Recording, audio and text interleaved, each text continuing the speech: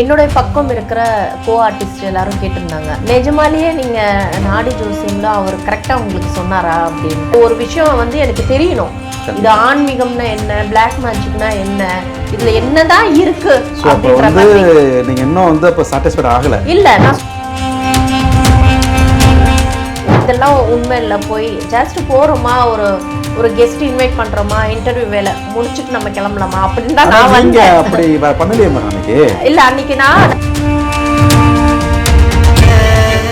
கடைசியில என் விரலே எடுத்துட்டு போயிட்டு நீங்க இங்க தடவி நீங்க என்னைய பத்தி நீங்க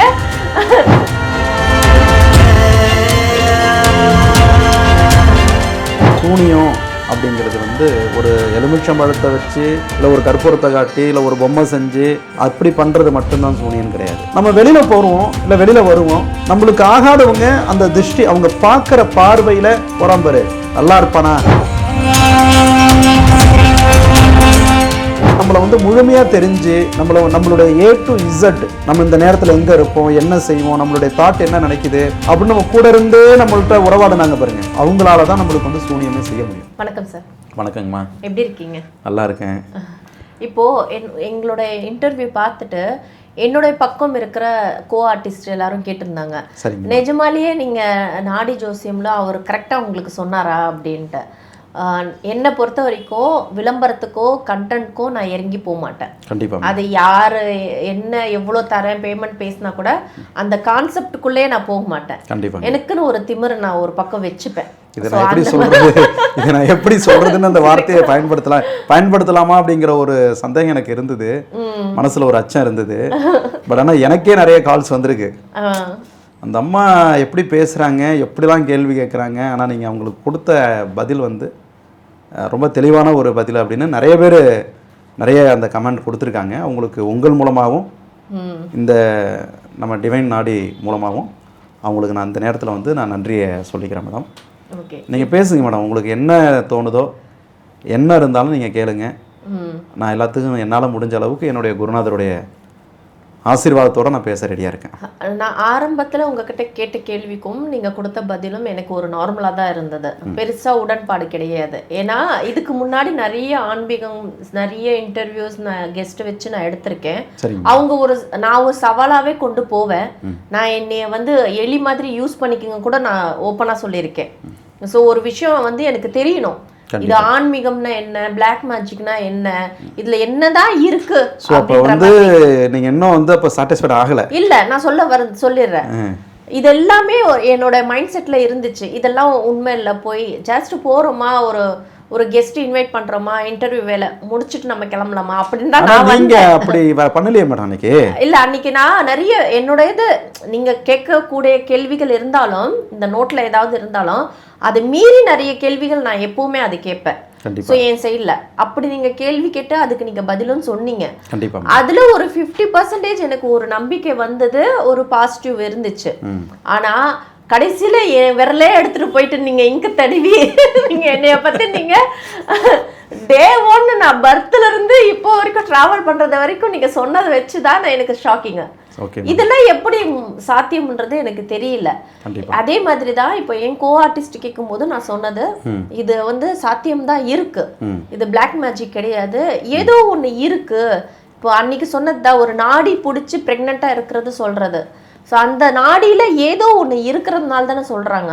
கண்டிப்பாக. ஸோ அது எனக்கு ட்ரஸ்ட் வந்ததே லாஸ்ட் இன்டர்வியூ நீங்கள் ஃபைனலில் நீங்கள் காமிச்சது, கிளைமேக்ஸில் காமிச்சது தான் பயங்கர ஷாக்கிங்கு. எனக்கு உங்கள் மேலே ஒரு தனி மரியாதையும் அந்த தன்னம்பிக்கையும் வந்தது. ஓகே, உங்ககிட்ட போனால் நீங்கள் கரெக்டாக சொல்கிறீங்க அப்படின்றத. ஸோ இன்னைக்கு கூப்பிடும்போது கிடுகிடுன்னு ஓடி வந்து உட்கார்ந்தது காரணமே அதுதான். இப்போ கூட ரீசெண்ட் டைம் பொன்னம்பலம் அவர் வந்து சொல்லியிருந்தாரு, என்னை வந்து நான் என்னோட வளர்ச்சி பிடிக்காம என்னோட ரிலேட்டிவ் தான் அவங்க ஃபுட் பாய்சன் ஸ்லோவாக அட்டாக் ஆகிற மாதிரி பண்ணாங்க, அதுலேருந்து நான் மீண்டு வந்துட்டேன். ஆனால் ஒரு பிளாக் மேஜிக் இந்த சூனியம் பண்ணுற ஒரு விஷயம் பண்ணிட்டாங்க, அதனால என்னால் எழுந்துக்க முடியாமல் இந்த வீல் சேரை எனக்கு கதின்னு ஆயிடுச்சு அப்படின்னு வருத்தப்பட்டு சொல்லியிருந்தாரு. இப்போ நீங்கள் சொல்றீங்க ஒரு கர்மா தான், அவருடைய கர்மா தான் நிர்ணயிக்குது இந்த பிறப்புல, அந்த நாடி பார்த்து நீங்கள் சொல்றீங்க. அதுக்கான விஷயங்களும் நீங்க வந்து பரிகாரமும் நீங்க சொல்றீங்க. ஆனா அவருக்கு வந்து ஒரு மனுஷனாலதான் அட்டாக் ஆயிருக்கு, இதுல கர்மாவும் வரல, நீங்க சொல்ற எந்த விஷயமும் இந்த பேசப்படல. அவர் பேசுறது ஒரு மனுஷனை தாக்கியிருக்கு. இதுவும் கர்மால இருக்கா நாடியில இருக்கான்ற கேள்வி. நல்ல கேள்வி மேடம். நிறைய கேள்வி கேட்டிருக்கீங்க, ஒரே கேள்வியை ரொம்ப லென்த்தாக கேட்டிருக்கீங்க. ஏன்னா மக்களுக்கு வந்து விழிப்புணர்வு வரணும், எது உண்மை பொய்ங்கிறத நம்ம வந்து எந்த அளவுக்கு நம்மளால ஒரு நல்ல விஷயங்களை போய் கொண்டு சேர்க்கணுமோ அதை நம்ம சேர்க்கணுங்கிற முயற்சியில் தான் நம்ம இப்போ இறங்கியிருக்கிறோம். மேடம், இப்போ சூனியனா என்ன மேடம்? இந்த எலுமிச்சப்பழம் எடுத்துகிட்டு வந்து கற்பூரத்தை வச்சு அதுக்குள்ளே ஏதோ அறுத்து போட்டு சுற்றி போடுறது, மை தடுவுறது, அவர் பேர் சொல்லி பொம்மை வச்சு மேஜிக் பண்ணுறது, இந்த மாதிரி அவங்க முடி அவங்க துணி இதெல்லாம் வச்சு ஏதோ சம்திங் பண்ணுறது.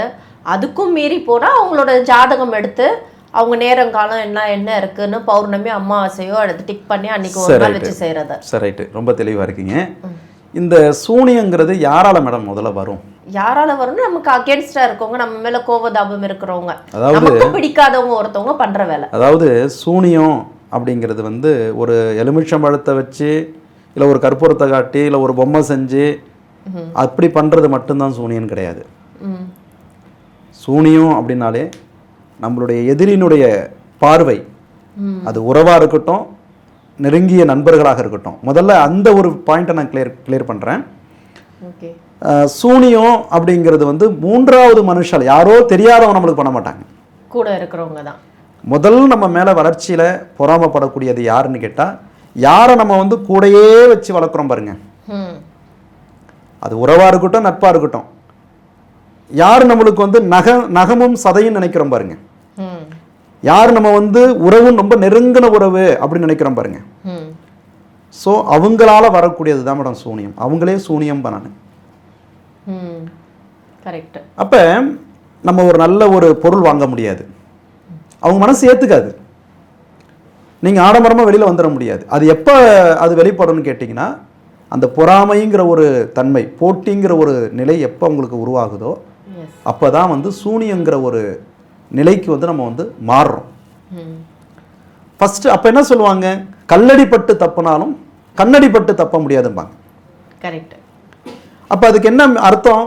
இப்போ நீங்கள் அங்கே உட்காந்துருக்கீங்க, நான் இங்கேருந்து உங்களுக்கு கல்லை இருந்து எரியறேன்னு வச்சுக்கிங்களேன், இல்லை நீங்கள் ஒரு இடத்துல நிற்கிறீங்க, ஒரு மேலே இருந்து ஒரு கல் வருது, நீங்கள் என்ன பண்ணிடுவீங்க, நவுந்துடுவீங்க. ஆனால் மனிதனுடைய பார்வையிலேருந்து நீங்கள் நவரவே முடியாது. அது ஃபஸ்ட்டு அடி மேடம். சூனியம் வந்து அப்புறம் வரும்.